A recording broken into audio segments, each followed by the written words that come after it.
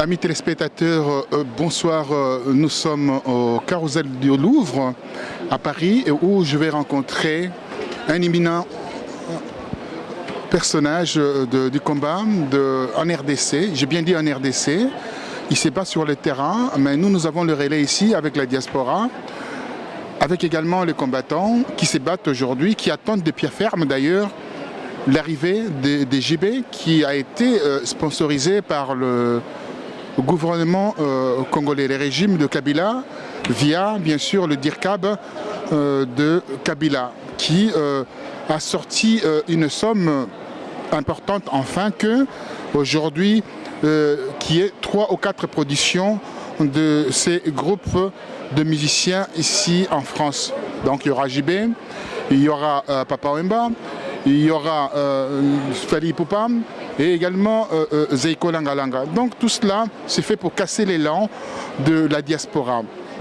Et nous avons notre frère, quand je parle frère, c'est-à-dire quelqu'un qui se bat avec nous, monsieur Kita Freddy, qui se bat pour la libération de Ndiomi Ndongala. Il est ici à Paris. On va lui poser la question aujourd'hui parce qu'il ne faudra pas oublier, c'est aujourd'hui même le 28 octobre à Kinshasa, il y a un procès, il y a le procès de Ndiomi Ndongala contre cette famille qu'il a accusée de viol de ses 2 enfants et une famille qui n'existait pas, et de présumée famille. Il s'avérait que ces filles, ces 2 prostituées qui tournent à Kinshasa, ont été soudoyées pour jouer ces rôles, ces mauvais rôles. Voilà, il va nous expliquer aussi qu'est-ce qu'il en pense de cette avancée de la FARDC qui a reconquis ces territoires jadis sous l'occupation, sous l'armée rwandaise de Kigali.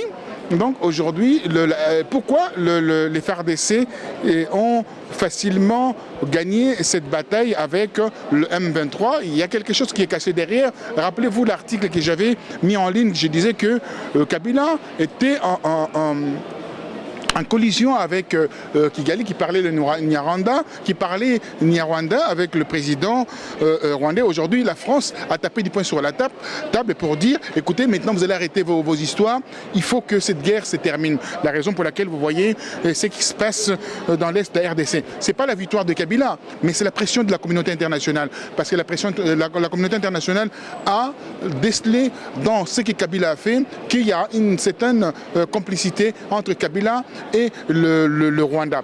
Voilà, donc il va nous expliquer tout cela pour qu'on puisse avoir la matière venant de cet homme qui est sur le terrain, qui se bat aussi pour que le Congo retrouve sa souveraineté. Merci à vous et à très bientôt. Merci. Nous sommes devant les pyramides du Louvre. Vous savez, ces pyramides où Mitterrand... Amis téléspectateurs, bonsoir chez vous. Nous sommes au Carrousel du Louvre, là où Mitterrand a laissé son empreinte. Voyez-vous, derrière nous, nous avons le pyramide. Vous savez, le pyramide a eu tellement une polémique là-dessus. Est-ce qu'on devait faire du moderne sur du vieux, c'est-à-dire le vieux, le pierre de taille? Ça pouvait casser l'architecture.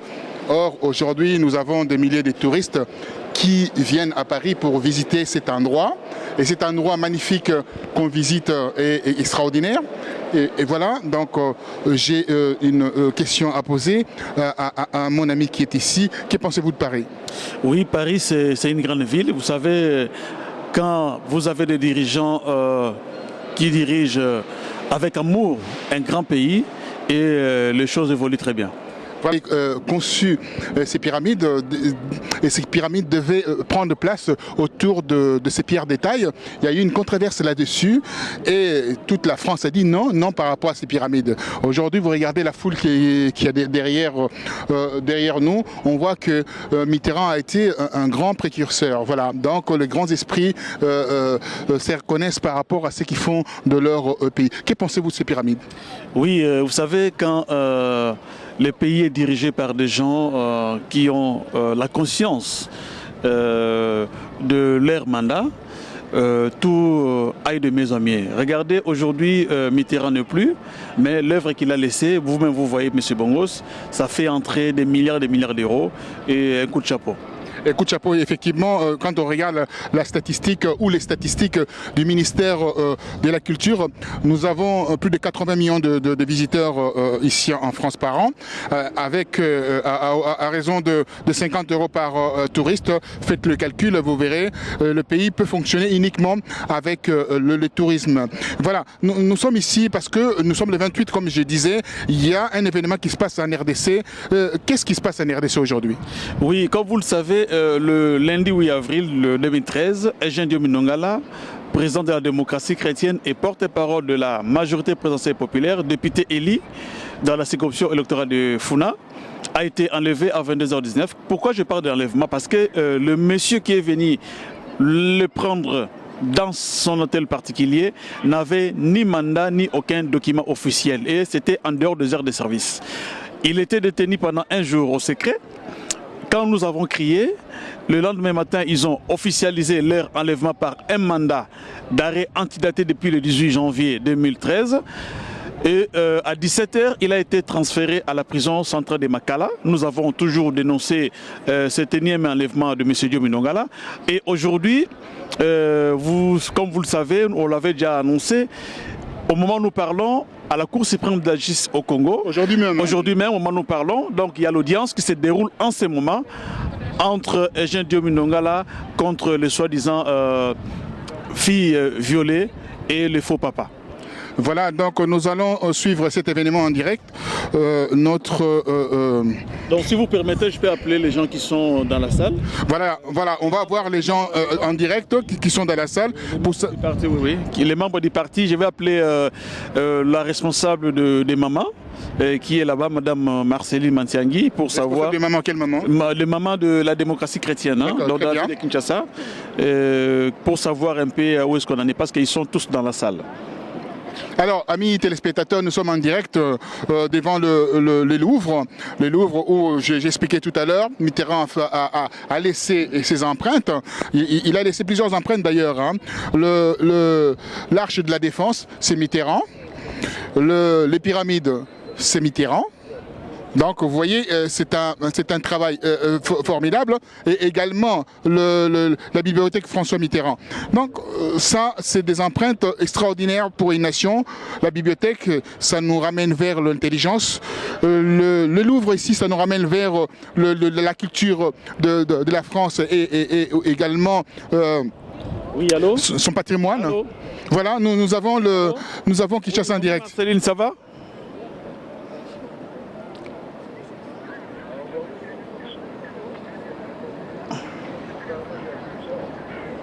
Mais Sony, Aza garde du corps, il y a président Diomi. À mon bazo, le pour nanin.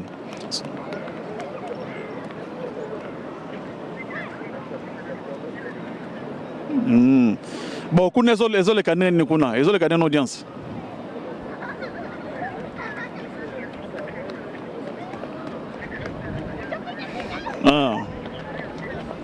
D'accord. Donc, les soi-disant filles mineures, les faux papas, Lazana Katia. Nani tatawana les faux papas, femme azate, hein? Ayete. Et bon, banawana, les soi-disant filles mineures, bayete. Bangope bayete, hein? Donc, président Dieu Mazagara Yemokowana, le bâton bazate. Alors, santé l'indéni.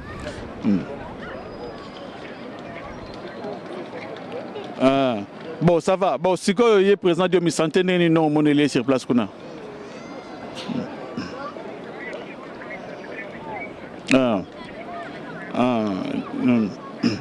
D'accord, donc à part qui on est paralysé, donc à même côté les mains. Ok, d'accord. Merci beaucoup. Comme ça, nous avons bien dans Cécile. Merci.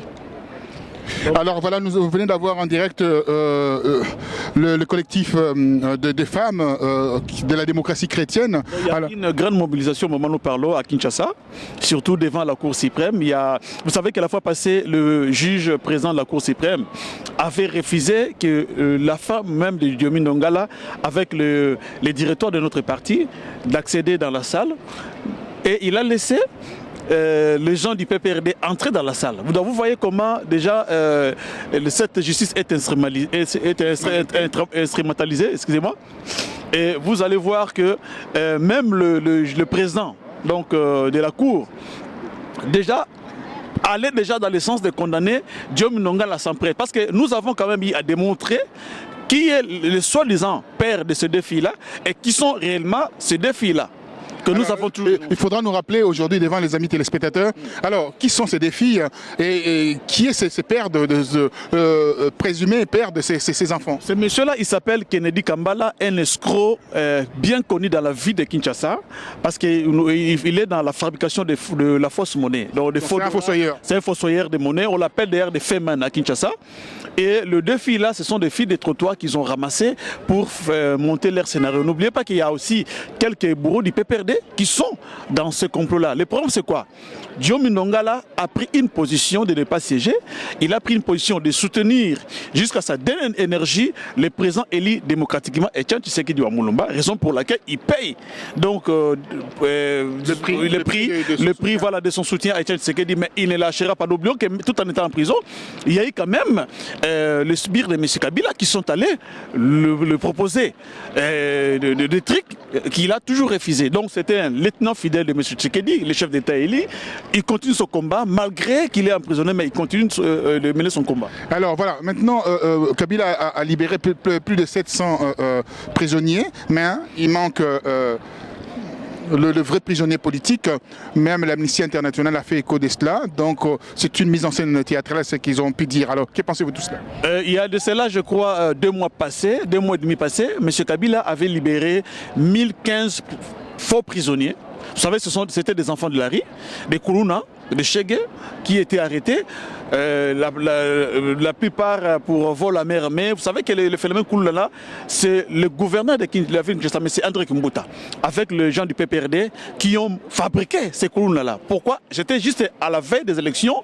Comme ils ont senti que la population congolaise en général et quinoise en particulier a été acquise au changement, et il y avait certains quartiers où les gens du PPRD ne pouvaient pas aller pour battre leur campagne. Voilà, c'est pourquoi ils ont créé le phénomène Kounoua pour traquer un peu l'opposition. Donc ce sont ces gens-là qui ont été libérés.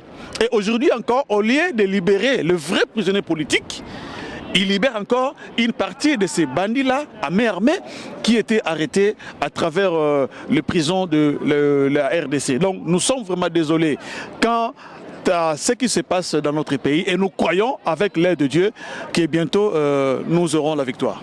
Ben voilà, nous aurions la victoire. Nous venons de terminer avec le secrétaire général de la démocratie chrétienne, M. Freddy Kita, qui fait un travail de lobbying extraordinaire ici dans la diaspora. Ce soir, il va aller vers Genève pour essayer de faire une pression afin que M. Diomi Ndongala sorte de cette prison politique suite à ses opinions politiques, suite également à son soutien à Etienne Tshisekedi. Je voulais poser qu'il y a aussi le pasteur Coutinho Fernando, qui est un homme de l'église, qui est aujourd'hui paralysé. Vous savez qu'il a piqué une crise d'AVC. Donc notre cause aussi, même à Genève là-bas, nous allons aussi plaider pour son cas et dans l'espoir que le pouvoir dictatorial de M. Kabila va le libérer pour qu'il soit transféré ici. Voilà, nous sommes avec M. Freddy Kita devant bien sûr les CRS et ces CRS-là qui vont bien sûr avoir du souci avec nous le 21 décembre 2013. D'ailleurs, un mot par rapport à ces concerts de JP-là. Que pensez-vous par rapport à ce que le gouvernement congolais est en train de financer en fait ces concerts? On sait qu'il y a $1 200 000 défalqués pour, bien sûr, soutenir ces 3 concerts qu'il y aura. Oui, moi je crois qu'il faut d'abord commencer par ranger dans notre pays. Vous savez qu'on a, on a beaucoup de problèmes. Donc il faut arrêter d'abord avec cette histoire-là de distraire un peu le Congolais. Et après, on verra comment remettre les choses à l'ordre. Est-ce que vous pouvez nous dire quelque chose par rapport à la victoire historique des FARDC à Rutshuru, à Kiwanja et dans l'est de la RDC? Pourquoi cette victoire brusque comme ça? Merci, M. Bongos. Vous savez qu'à l'est, il n'y a pas de combat. Il n'y a pas de combat. Quand je dis il n'y a pas de combat, je précise parce qu'il y a une forte pression internationale, dont notamment le gouvernement français. Vous savez que c'est le gouvernement français qui avait fait pression pour qu'il y ait la brigade intervention rapide de la MONUSCO, pour que la MONUSCO change de mandat. Aujourd'hui, le M23 ne combat pas avec les FARDC, mais se retire de lui-même parce qu'il a senti la pression de la communauté internationale. Vous savez que notre armée, les FARDC, était très affaibli, même jusqu'à aujourd'hui. Vous avez vu la fois passée le rapport de l'ONU qui avait accusé un général de FARDC, M. Ami Sitangofor, de vendre les armes de nos forces loyales aux militaires du M23. Vous savez qu'aujourd'hui, entre Kinshasa et le M23, il y a une grande complicité. Donc c'est suite à ces pressions-là que M. Kabila, et avec ses amis du M23, commence maintenant à libérer les terrains. Donc ce n'est pas un combat de feu, mais c'est une libération de notre espace par rapport à aux pressions de la communauté internationale. Donc ce n'est pas une victoire. Vous savez qu'il y a quand même eu des appels interceptés donc, entre Kinshasa et Kigali. Donc on en parlera de toute façon lors de notre prochaine conférence de presse. Donc vraiment c'est triste, mais nous allons quand même continuer de mobiliser cette communauté internationale pour que l'Est du Congo soit totalement libéré. Et on a vu aujourd'hui la foule en liesse soutenant les libérateurs, le FARDC. Et les gens ont étalé leur pagne pour dire merci au FARDC. Et cette partie qui a été longtemps sous l'occupation, aujourd'hui cette zone est libérée. Mais il y a un problème qui se passe, on a découvert de fausses communes. Que pensez-vous de tout cela? Souvenez-vous du fait général Mbouza Mabé, souvenez-vous du général Mayala vainqueur, qui ont, les 2 personnalités ont mené une grande bataille contre le M23, contre les FDLR, les Maï Maï. Ils ont même repoussé l'ennemi jusqu'à la frontière. Vous avez vu ce qui s'est passé. Mbouza Mabé a été empoisonné à Kinshasa. Le général Mayala a été rappelé à l'ordre. Donc c'est un jeu qui se passe entre Kinshasa et le M23. Nous demandons à nos populations de l'Est de se calmer parce que bientôt, on aura un leadership fort à la tête de ces pays, à la personne bien sûr de Etienne Tshisekedi qui a gagné les élections. Et vous allez voir comment le pays sera dirigé sans ces guerres bidons que nous connaissons jusqu'à ce jour. Merci à vous, monsieur le secrétaire général Frédéric Kita de la démocratie chrétienne. Merci à vous, merci. Voilà.